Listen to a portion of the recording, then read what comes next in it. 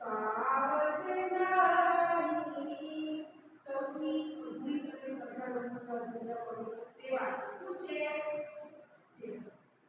સેવા શુદ્ધ ભાવ રાખો, પ્રેમ રાખો, સંબંધ રાખો.